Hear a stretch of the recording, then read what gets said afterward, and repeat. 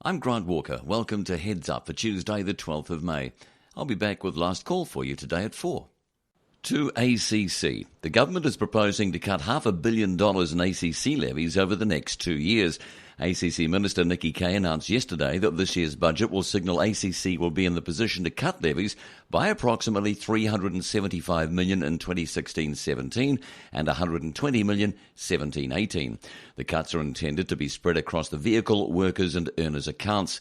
Ms Kaye said they're based on current financial projections and a funding direction which sees each of these accounts heading towards a solvency band of between 100 and 110%. However, although the government is committing to at least $500 million in levy cuts, she says it's important people understand that the exact reductions in each account won't be known until after public consultation. Ms Kaye said the reductions will be possible because of ACC's sound financial performance under the current government, which means the scheme is now essentially fully funded. In other words, it now has enough money invested to meet the future costs of all current claims. The ACC minister also announced she's introducing legislation that will establish a new framework for setting ACC levies and will take effect in 2016-17. The legislation is intended to correct an inconsistent approach to levy setting, marked fluctuations in levy rates, and some confusion about the factors driving final decisions on levies. Ms Kaye said new binding principles will be introduced to ensure the scheme is adequately funded to withstand economic volatilities, while ensuring levies are kept as low as possible and stable over time, thus demonstrating that we're not over-collecting. The legislation will also require ACC to publicly report on the long-term implications of the government's levy decisions and enable the residual levy, which funds the continuing cost of claims made before 1999, to be discontinued when those costs have been fully funded. Existing legislation requires that the residual levy be collected until 2019 regardless. In climate news, the climate wars are hard fought in Australia, where academics at the University of Western Australia have won the latest round against a self-styled sceptical environmentalist. Denmark's Professor Bjorn Lomborg, author of The Skeptical Environmentalist and Cool It, has long annoyed those who believe climate change or global warming are the greatest dangers to humankind. Instead, he advocates a separate path that combines mitigation of the climate effects of burning fossil fuels with measures that also tackle poverty and disease. The federal government has committed $4 million Australian to fund an Australia Consensus Centre, and last week announced it would be based at the Perth's oldest university. Professor Lomborg's Copenhagen Consensus Centre applies cost-benefit analysis that offer other options to carbon emission taxes, arguing that scarce financial resources are better used to combat preventable diseases or conduct further research into renewable energy. The Australian newspaper says in an editorial endorsing his work is unashamedly rational and targets goals as critics would share, such as eradicating poverty, protecting the environment and making economies sustainable.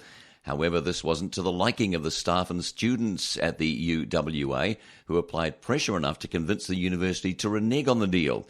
While UWA Vice-Chancellor Paul Johnson says he believes the centre will have delivered robust evidence-based research and advice, the scale, he says, of the strong and passionate emotional reaction was one that the university did not predict. Professor Lomborg has confirmed he will move elsewhere, though no other university has yet offered to host it, and Federal Education Minister Christopher Pyne says he will help make that happen. P2P lending update. The new local peer-to-peer lender will pitch itself at first home buyers, offering a top-up mortgage with no loan-to-value ratio cap. LendMe, founded by Mark Kirkland and Edwin Morrison, directors at Auckland law firm Kirkland Morrison O'Callaghan, announced yesterday it had received a peer-to-peer license from the Financial Markets Authority. The company, which is working towards a mid-year launch, says it will offer secured loans for home purchases, residential investments, commercial property, business growth, new equipment and the rural sector. Director Mark Kirkland told NBR Radio the company will offer a top-up mortgage for first home buyers who could effectively borrow 100% with the loan secured over the property they buy. There is no LVR cap on peer-to-peer lending, unlike banks which are limited on the amount of high LVR loans over 80% they can fund. Mr. Kirkland says with professional couples earning good money who haven't quite got their 20% deposit together and need a 10% top-up, there might be quite a few people out there willing to fund that because they think these borrowers are a good risk. While peer-to-peer lending is not LVR limited in the way banks are, Mr. Kirkland says this may change in future depending on what type of impact we have. Borrowers may apply for loans between $25,000 and $2 million, the maximum under peer-to-peer legislation, and lenders can fund loans in full or in increments of $1,000. This is different from what New Zealand's first licensed peer-to-peer lender Harmoney offers, which is unsecured consumer finance of loans up to $35,000. However, Harmoney has indicated it's looking to move into the secured mortgage market, which would pit it more competitively against LendMe. Currently, Harmoney charges borrowers an originating loan fee calculated at between 2 to 6% of their loan, depending on the borrower's credit rating, starting at a minimum of $300. Borrowers can get up to $35,000 with interest rates ranging from 9.99% to 39.99%, depending on their assessed risk profile. Harmoney has found its average borrower is male in his mid-30s, married or in a de facto relationship, and earns slightly more than average. He's paying off his own house in suburbia and is using the loan, $14,000 on average, either to get rid of high-interest credit card debt or store credit, or to fund a life event such as a wedding, new baby arrival, or funeral. NBR Radio with the Property Press. It's out now to show you around. NBR Radio, Monday the 11th. I'm John Stewart, and I'm joined by our reporter Jason Walls and CMC's Sheldon Slabbert for Market Talk Currency. Now, has the New Zealand and Australian parity party ship well and truly sailed with no party on board? No party on board. Well, that's the question, isn't it? We got pretty close, didn't we, Sheldon? Yeah, a couple of weeks ago we reached the high just about 99 and 3/4 cents. Yeah, it was just a whisker away from the parity, wasn't it? Yeah. But unfortunately, since then, Kiwi has dropped off well and truly. And really driven by, I think, the difference in outlook now of interest rates between Australia and New Zealand. I think that is a predominant driver currently of that differential. Yeah, because we saw last month in the RBA meeting, a lot of people in the market were predicting this cut in the interest rates, and that was the point, that we were just a whisker away from this parity, and they didn't cut. I mean, and my personal opinion and the people that I've talked to said if the RBA did cut at that point, we would have reached over that parity mark. Correct. Yeah. Correct. And and what a difference, 6 weeks in the markets makes. You've seen, as you rightly say, there was an expected cut in April. Didn't get that. That pushed us away. Did we see that cut in April? We probably would have. That would have gotten us over the line. However, didn't get that, and subsequently the domestic outlook on interest rates has changed quite considerably. Because we had the RBA making comments the other day. RBNZ, making comments the other day. They're a little bit more dovish now, right? That's exactly right. Now that is quite a different stance from where we were only a few months ago, where we were looking at. Currently, we've got one of the highest OCRs in the OECD. 3.5%, and they were looking at potentially increasing on that, as we saw about 4 interest rate increases last year.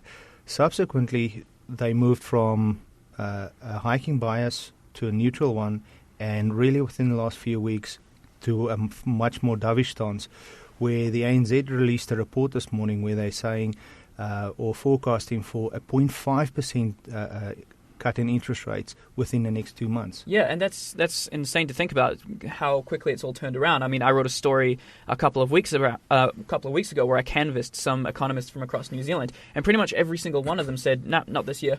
We're waiting until next year." And so it's turned around this quickly. That's right. So do you think it's like the reason behind this is inflation? Because obviously the RBNZ have got a mandate to keep inflation between 1% and 3%, and we're constantly seeing these low inflation numbers. Well, this is quite an interesting topic for me personally, is that, yes, by the metrics used by central banks, we don't see any, actually we see a deflationary environment. Naturally, that is outside of their mandate, and that is what's stoking the cries by, or the outlook by the banks for an OCR cut. So I would imagine, should we continually see this move, we'll probably see that cut come. My concern is that when you speak to the general public, their outlook on inflation is quite different. Yeah, well, they think it's a good thing to have it so low, don't they? Of course. Isn't that what we all think? Yeah. Instinctively, I guess. Yeah, that's right. Because sorry to interrupt, John. Because a deflation is actually reasonably good for the average guy. It means that his pay packet is buying him more. Or he can save more, which obviously is not a bad thing, is it? But then you've got the flip side of that. We've got the ominous deflation, which is the ugly green monster that's rearing its head in a lot of economies in the world. Because if you've got, I mean, this is the average layman would see deflation. It means prices are lower, so essentially I'm buying more. I can buy more with my money, right? That's right. Yeah. That's right. Now, low levels of inflation are something that we in New Zealand have become very familiar with over the past few quarters. How is low inflation affecting New Zealand's economy, and what effect is it indeed having on the global economy? Well, I think Jason? it's a good place to start, especially just coming off the back of that interest rate discussion, because as we were saying, lower inflation essentially means lower rates, because the Reserve Bank will be, if we've got lower inflation, they have that headroom to sort of say we can cut rates now and we can try and bolster this inflation number. And of course, lower rates also equal a lower currency value, don't they?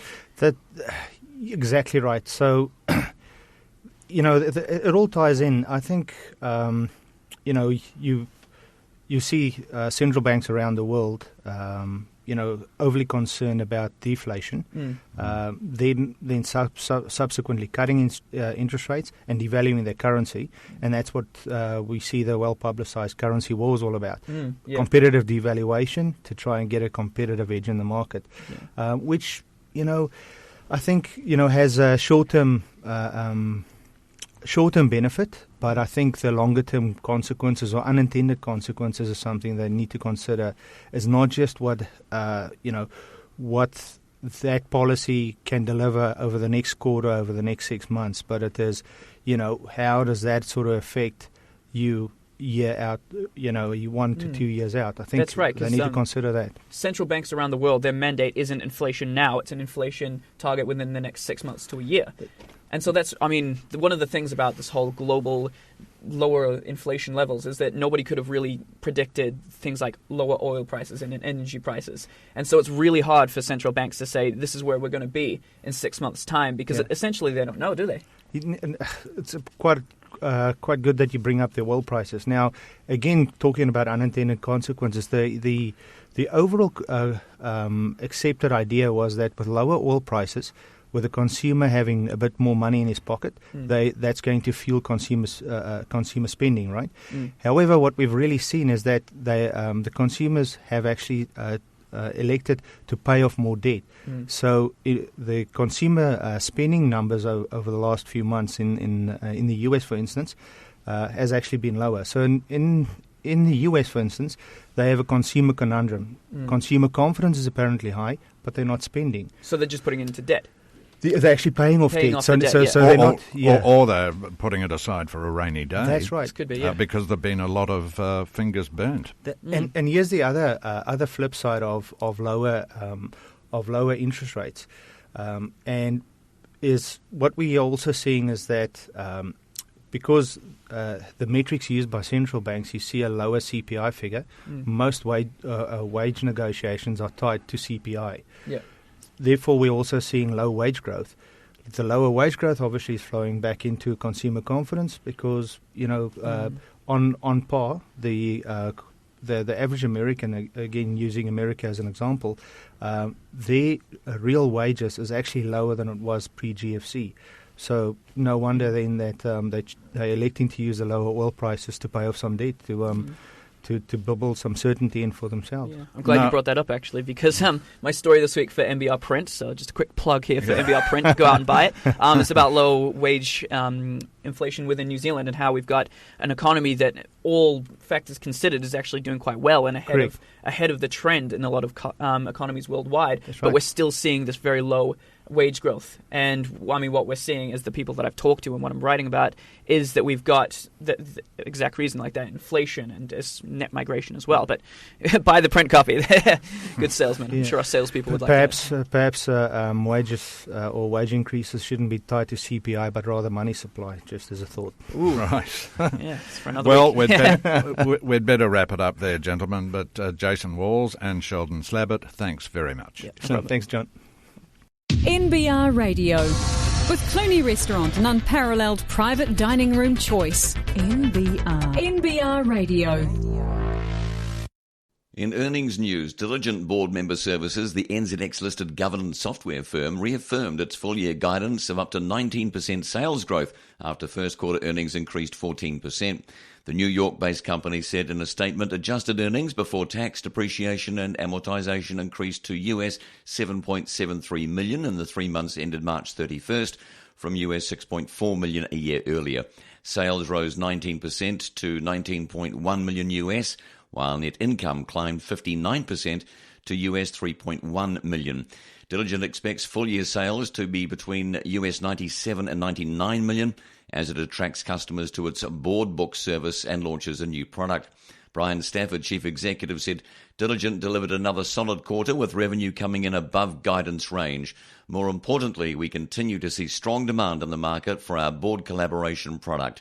Companies are increasingly turning to our solution for an expanding array of use cases beyond the boardroom because of its intuitive, feature-rich design and world-class security.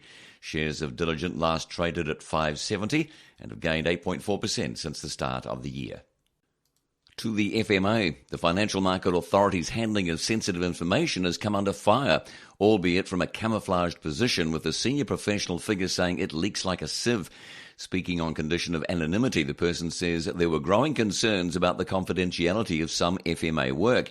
He says, my view is shared by many. It's a new organisation. It has the privilege of looking under the skirts at different firms, and with that comes a need for confidentiality. But he says, there's a general view mounting in the market that the FMA leaks like a sieve and people aren't happy about it.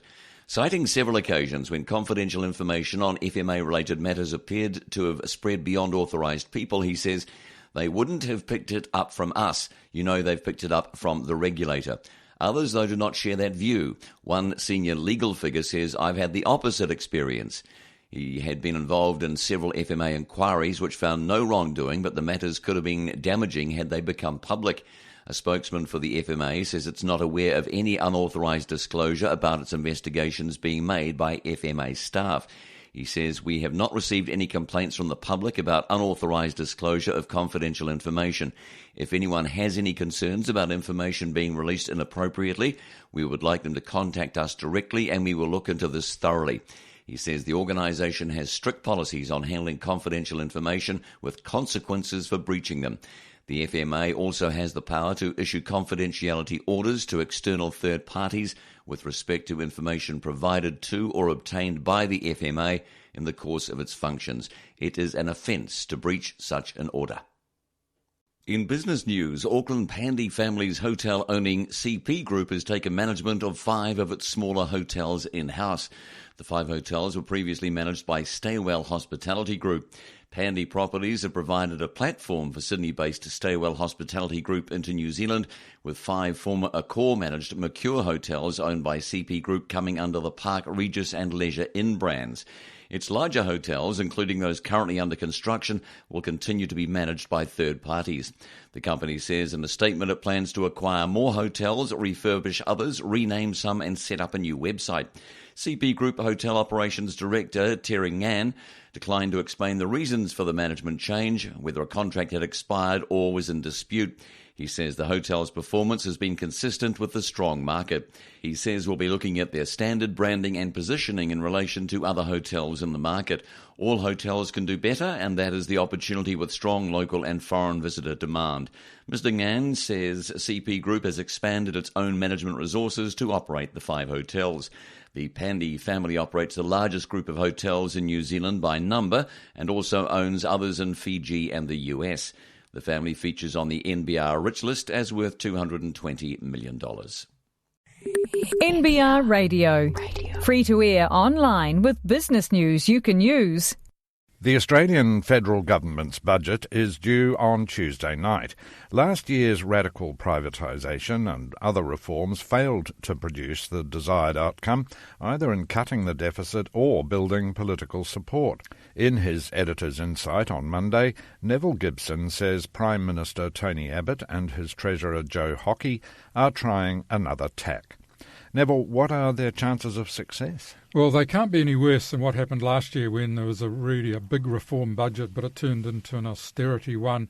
It's run into a lot of political problems, and it didn't cure what people wanted, which was a deficit buster, or to get rid of welfare and entitlements, which was the main aim of it. But reports in Australia and the media over there, pretty tough on the government, say that this one's going to be a much more considered budget.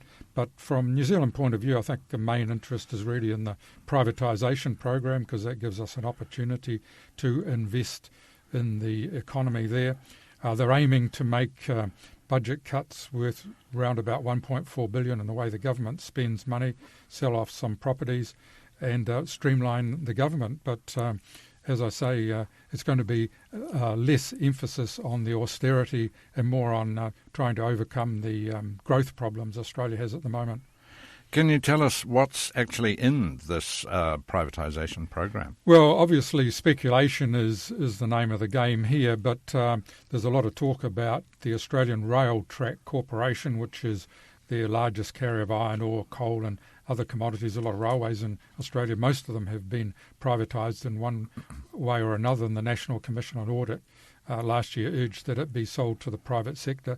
That $4 billion, of course, won't do much to solve the gross debt that Australia has of around about $370 billion. The big businesses like Telstra, Qantas, Commonwealth Bank, of course, have already been sold off. Of interest to investors is the registry service of the Australian Securities and Investment Commission. That's likely to be sold, but the government will control the data, which of course contains information on thousands of companies. There's also going to be the sale of a government communications network that was set up in the 1990s to link departments, so that'll be probably sold off to one of the telcos. And there's quite a bit of property, this is unusual, in the middle of Canberra, office blocks, two of them quite near Parliament House and two on the main thoroughfare leading down to the War Memorial. Apparently they're going to be sold as well. So what's being done about streamlining the government? Well, we've always had a lot of talk from Mr Abbott and Hockey over a smaller government agenda and that sort of thing. Last year they published a huge list running to several hundreds of agencies which they said would be abolished or absorbed into larger departments. And they've had some success, some 17,000 people or staff positions, should I say, to be less heartless about it, have been taken off the Commonwealth payroll. They are expecting to do more, but the big area is welfare entitlements. Mr Hockey said that this was the end of entitlement budget last year. They're not talking so much about that at the moment. That's because some of the bigger reforms are stymied in the Senate, where the opposition parties, if they get the support of the crossbenchers, have held up some of the programs there. So what will the budget do about breaking this impasse in the House? It's an interesting one because the key to it is going to be a $3.5 billion childcare package. This sounds a bit counterintuitive, but the aim there is to sell it as a productivity-raising and job-creating measure. Childcare is already getting about $7 billion a year, and the government says this extra funding will only occur if the Senate passes the existing proposals. But of course with that, that's the carrot, with that comes the stick, because they want to cut the double dipping, and that means cuts in the family tax benefits. Australians aren't too keen to give up their entitlements, but there's going to be a bit of a trade-off there. But just to provide some figures, the deficit is actually expected to widen out from $31.2 billion, which was the forecast last December, to $40 billion in the figures out tomorrow night. So that's a huge one when you consider that New Zealand is basically, we're saying it might be 100 up, might be 100 down. That will take federal spending, doesn't include state spending, to just over 25% of the total GDP, which is how you measure the role of the government and, of course, the private sector in modern economics. Well, you say in your insight that Mr Hockey may be replaced. What's your basis for saying this? Well, it certainly adds quite a bit of political intrigue, and reading some of the press reports of their the appearances on TV by the politicians there over the weekend, Mr Hockey is getting quite a bit of stick, if I might make a bit of a pun there. But the rising figure is that of Scott Morrison, who's the Social Services Minister. He's behind this childcare and the trade-off against the family benefits. He's negotiating this with the other parties in the Senate. They only have to turn around 2 or 3 to get it across. Mr Hockey's looking like he's going to be the fall guy for last year's budget, and there's a lot of talk that Mr Morrison will take over from Mr Hockey at some time in the near future. Also favouring Mr Morrison, he was the guy who was the fix-it man as Minister of Immigration. He stopped the boat people coming, and he also got Mr Abbott to drop a big promise from last year, which was a paid parental leave scheme, which rather ran against the welfare policies they want to follow, and so that's been dropped. Neville, thank you very much for your editor's insight today. NBR. Need to hire? Try our online recruitment platform, www.nbrtalent.co.nz. I'm Grant Walker with Heads Up. Here's what's trending on NBR Online.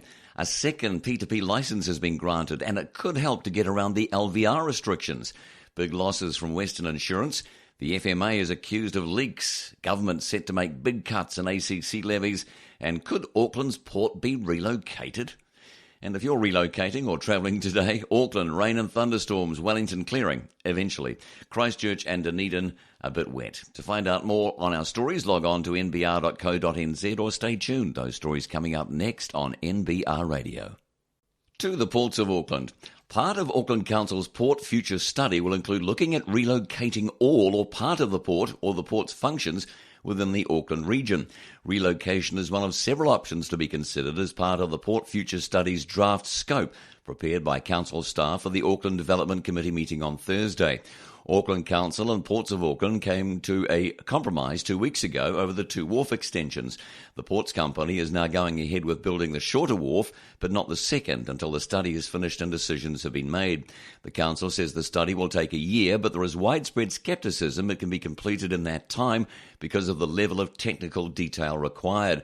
The study is to provide the Council, as the port company's owner, with recommendations about a long-term strategy for port operations to accommodate sea-based imports and exports, as well as the cruise ship industry.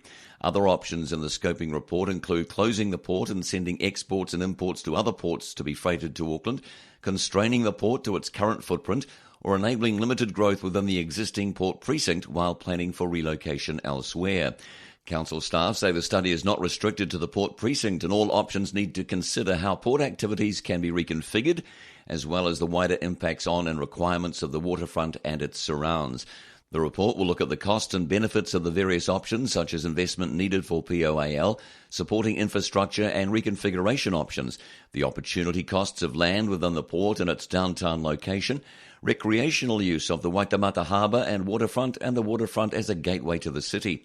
A major part of the study will be the port's economic benefits and impacts for Auckland's GDP, import-export sector, cruise and tourism industries, capacity of other Upper North Island ports, freight distribution of movements, the port company's business profitability and size of dividend. Council staff are also recommending the study looks at job gains and losses, the wider supply chain, access to employment opportunities for future generations, and Māori employment. The impact on the port on Te Ao Māori, historical grievances and cultural values will also be taken into account, along with the port's maritime history and how the port and city integrate, and the relationship between a denser city and port existing side by side. Environmentally, the report will look at tidal flows, channel depths, dredging, sea level rise, harbour capacity, sediment loads, the harbour's natural values, sediment, carbon footprint, visual, noise and light impacts, fish and benthic organisms, and pollution. Council staff are suggesting the project essentially be handed over to stakeholders, and they work through the study findings and make recommendations to the Council, which will then make the final decisions. To the insurance industry, liquidation of Western Pacific Insurance is unlikely to satisfy unsecured claims worth $16.5 million. It's also unclear yet how much of the $58 million owed to secured Canterbury earthquake claimants will be recovered from reinsurers. The Canterbury claimants were deemed secured by a High Court order in 2012. Liquidator David Rusco estimates recovery from reinsurers of $32 million. Western Insurance was set up by Queenstown businessman Graham Smolensky and brother-in-law Jeff McNally. They placed the company in liquidation in 2011 when it became apparent it would be unable to satisfy Canterbury earthquake claimants. The total of $75 million in claims comes from 7,000 claims. In his earlier report, Mr. Rusco says the company had offered policies too cheaply. The company was able to operate after paying a $500,000 bond to perpetual trustees. To our dollar, the parity party has ended, and it's now highly unlikely that the New Zealand dollar will be worth more than the Aussie dollar. CMC Markets trader Sheldon Slabbert told NBR Radio that ship has sailed. His comments come after the Reserve Bank of Australia cut its interest rates from 2.25% to 2% last week. The market has been expecting a cut for several months after the surprise rate reduction in February. This started what has come to be known as the parity party, as speculation over whether New Zealand will overtake the Aussie dollar in value captured market attention. Mr. Slabbert says a couple of weeks ago we reached a high of 99.79 cents, but since then the Kiwi has well and truly dropped off. He says if the RBA had chosen to cut rates at its April meeting, there is little doubt the Kiwi dollar would have pushed through the parity mark. This is an opinion echoed by Westpac senior market strategist Imre Speiser, who says if the RBA had cut rates in the April meeting, the parity party would have almost been definite. He says there is now little chance New Zealand will reach parity with the Aussie dollar in the foreseeable future. Mr. Speiser says there is always an outside chance that you can get close to revisiting it. He says the currency's cross rates have a multi-year cycle which oscillates up and down, creating peaks and troughs every 7 to 10 years. He says New Zealand is in a peak area. One of the main reasons the parity mark was not broken when the RBA cut rates last week was because the bank did not signal there were other rate cuts to come. Mr. Speiser says the RBA has switched from an easing bias to an on-hold bias, which suggests that interest rates will be on hold in Australia for the foreseeable future. So what does this mean for the Reserve Bank of New Zealand? Well, despite Aussie rates being on hold, the Reserve Bank has taken a different approach. Mr. Speiser says the Reserve Bank has shifted in a dovish direction with its most recent meeting statement officially declaring that it's in a type of easing bias. He says the monetary paths of the Reserve Bank and the RBA have diverged. There's a good chance there are more rate cuts to come from the Reserve Bank, but there is only a small chance the RBA will cut rates. Mr. Slabbert agrees, adding that the Reserve Bank has moved from a hiking bias to a neutral one, and within the last few weeks to a much more dovish stance. The likely outcome of this is the New Zealand dollar will lose value against the Aussie. NBR Radio with Bayleys, New Zealand's leading commercial real estate company. To the Oz budget, Treasurer Joe Hockey has confirmed Australia will introduce a so-called Netflix tax. His second budget, due to be delivered at 10 p.m. this evening New Zealand time, will extend Australia's 10% GST to cover intangible goods downloaded from companies based offshore.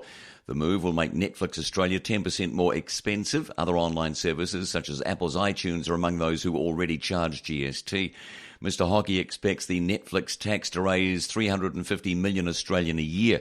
An earlier government study said $1 billion a year in GST was going begging on downloaded goods and $700 million for physical goods under Australia's current GST threshold for imported goods of $1,000. Mr. Hockey has indicated the $1,000 threshold will not change.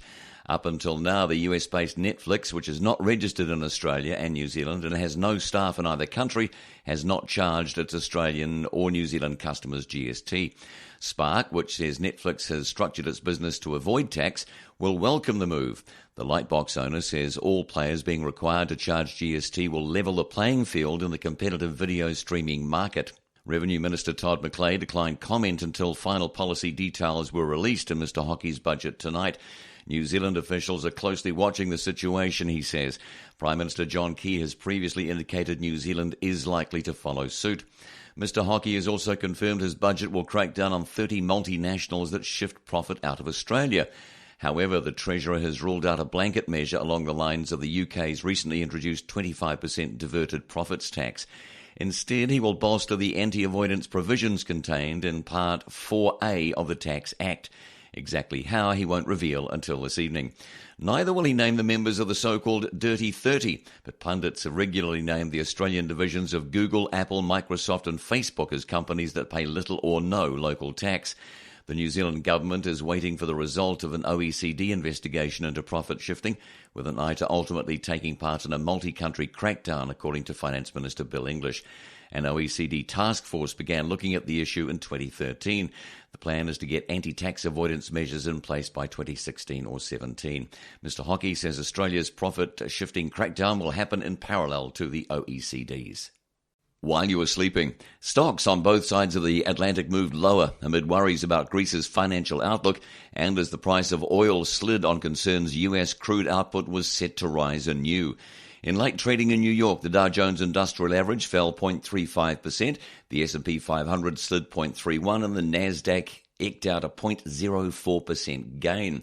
After a stronger-than-expected jobs report for April released last Friday, investors are eyeing a US retail sales report due tomorrow for fresh clues on the economy and the timing of a Federal Reserve interest rate increase. ExxonMobil weakened along with other energy stocks, including Chevron, which last traded 1.1% lower, as oil declined amid renewed concern about a worldwide glut and in particular signs that US shale producers plan to ramp up output. The Organization of the Petroleum Exporting Countries, or OPEC, doesn't see oil prices consistently trading at US $100 a barrel again in the next decade, according to the Wall Street Journal, citing people familiar with its latest strategy report. So Brent for June settlement slid 0.8% to US $64.86 a barrel in London, while West Texas immediate for June delivery fell 0.6% to $59.03 a barrel in New York. Separately, the Obama administration unexpectedly gave Royal Dutch Shell the right to drill for oil and gas off Alaska's coast, despite objections over potential environmental impacts. A US government agency estimates the Arctic seas contain 24 billion barrels of oil. In Europe, most stock markets weakened, as did the euro and eurozone bonds.